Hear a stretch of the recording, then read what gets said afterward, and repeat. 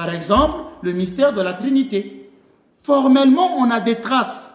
Par exemple, quelqu'un va, l'hérétique que j'ai reçu dimanche passé, dit sur les réseaux sociaux, il se met à crier en disant que quand j'ai parlé du baptême au nom du Père et du Fils et du Saint-Esprit, il dit que non, la Trinité n'existe pas, Jésus est Dieu. Donc, la Trinité, c'est Jésus lui-même. Donc, il n'y a pas de Père, il n'y a pas de l'Esprit Saint. Donc, quand Jésus priait son Père, il faisait semblant. Quand Jésus s'adresse au Père, donc il faisait semblant, il se priait lui-même. Même là, il y a quelque chose qui ne va pas. Le jour de son baptême, on entend une voix dire « Celui-ci est mon Fils bien-aimé ».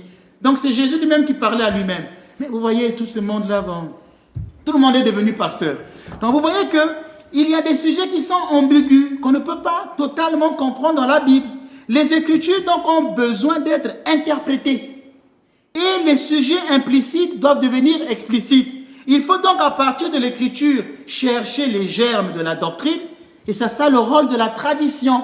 C'est la tradition qui va expliquer l'Écriture. Quand la tradition dit qu'il faut baptiser au nom du Père et du Fils et du Saint-Esprit, même si ce n'est pas explicitement écrit dans la Bible, mais la tradition le dit de manière explicite. C'est pourquoi ils vont vous dire, il ne faut pas baptiser au nom du Père et du Fils, mais il faut baptiser au nom de Jésus. Montrez-moi un verset de la Bible où on en a dit que les apôtres ont baptisé au nom de Jésus.